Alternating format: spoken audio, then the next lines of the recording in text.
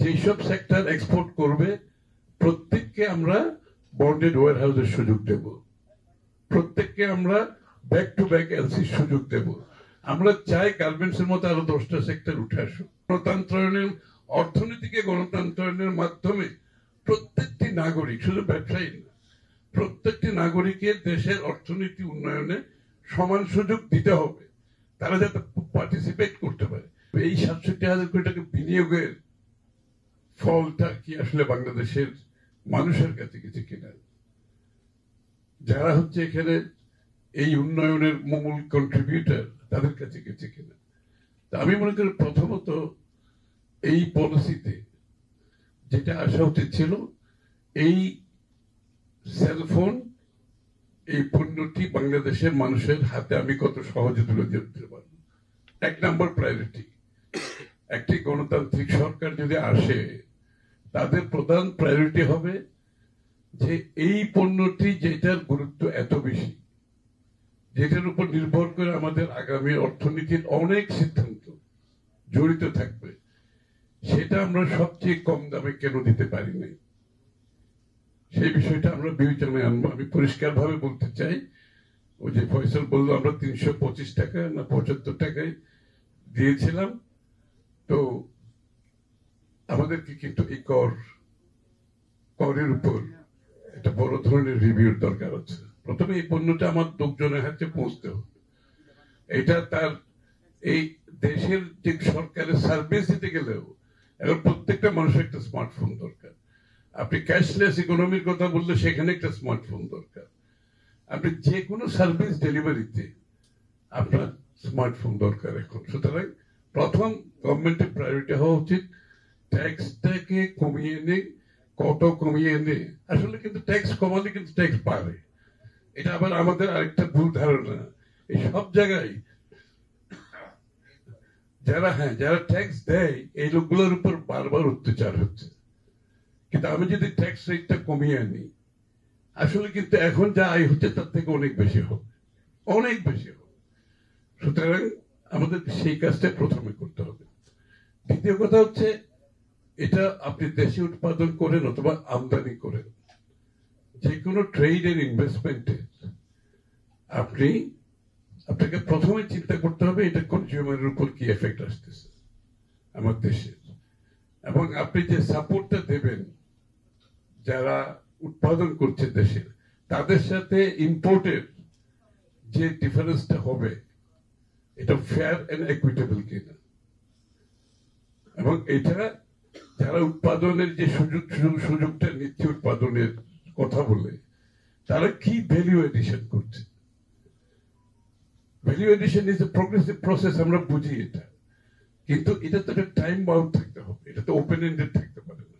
আপনি যখন উৎপাদন করার নামে একটা ট্যাক্স বেনিফিট নিচ্ছেন, it must be time bound, এবং আপনি এটাকে বলতে হবে যে আমি এই প্রথম বছরে এত ভ্যালু এডিশন হবে, দ্বিতীয় বছরে এত ভ্যালু এডিশন হবে, তৃতীয় বছরে, যেভাবে আমার গার্মেন্টসে হয়েছে। এখন অনেক কিছু বাংলাদেশে হচ্ছে, সবকিছু না হলে আমি বলছি বড় একটা অংশ বাংলাদেশে হচ্ছে, তাহলে সেটার সুফল বাংলাদেশের মানুষও পাবে।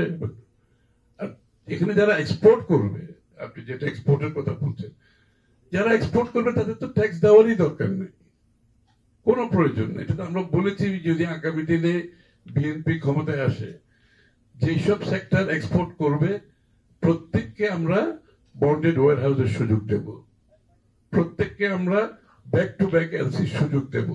আমরা চাই গার্মেন্টস এর মতো আরো 10টা সেক্টর উঠে আসুক বাংলাদেশে। শুধু গার্মেন্টস সেক্টরকে যে সুযোগ জিয়াউর রহমান সাহেব দিয়েছিলেন, এটার উপর বাংলাদেশ এখনো দাঁড়িয়ে আছে।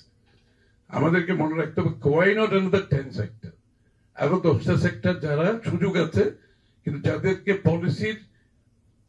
পলিসির অভাবে এই সেক্টর গুলো কিন্তু পাচ্ছে না, যে গার্মেন্টস যে সুযোগ। সুতরাং আপনার এই সেলফোনের ব্যাপারেও আমরা এই সুযোগটা দিতে পারি, কোনো অসুবিধা নেই। যারা এক্সপোর্ট করবে 100% duty free, bonded warehouse, back to back LC সব দেওয়া যাবে, কোনো সমস্যা নেই এক্সপোর্টের জন্য। সাথে সাথে যে কোনো প্রোডাক্ট আপনি বলবেন, আপনাকে ইন্টারন্যাশনাল প্রাইসের সাথে ইন্টিগ্রেশন হতে হবে। Otherwise you are not in business. You must. আমাদের গার্মেন্টস এর যে ভালো করার আরেকটা পেছনে কারণ হচ্ছে আমাদের কম্পিটিটিভনেস এর মধ্যে ইন্টারন্যাশনালি আমরা ইন্টিগ্রেট করতে পারছি। সেটা কোয়ালিটি বলেন, সেটা প্রাইস বলেন, টাইমলি ডেলিভারি বলেন। সুতরাং এই ফোনগুলোর ব্যাপারে আমি এটাকে ট্রেডেবল গুডস করে এটাকে ইন্টিগ্রেশনে নিয়ে যেতে হবে। ভ্যালুটা কিন্তু ওখানে ডিটারমিন হয়, প্রাইস ডিসকভারিটা হয় কিন্তু ওই জায়গায় গিয়ে।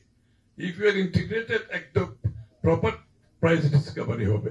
If you are not integrated price discovery হবে না। ডিস্টরশন গুলো চলতেই থাকবে, যে যার মতো করে লুটপাট করবে, সুযোগ নেবে। এবং এটাই বাংলাদেশের স্ট্যান্ডার্ড হয়ে গেছে বিজনেস প্র্যাকটিস, যে পৃষ্ঠপোষকতার ব্যবসা বাণিজ্য। So this is one more example, আমি দুঃখের সাথে বলছি যে পৃষ্ঠপোষকতার যে ব্যবসা বাণিজ্য, এর মাধ্যমে বাংলাদেশ যে কিভাবে ক্ষতিগ্রস্ত হয়েছে বিগত দিনে, এর মধ্যে সাধারণ ব্যবসায়ীরা কিভাবে ডিপ্রাইভ হয়েছে, কনজিউমাররা কিভাবে ডিপ্রাইভ হয়েছে, এবং সবচেয়ে বড় কথা দেশের অর্থনীতি কিভাবে ধ্বংসের দিকে চলে গেছে।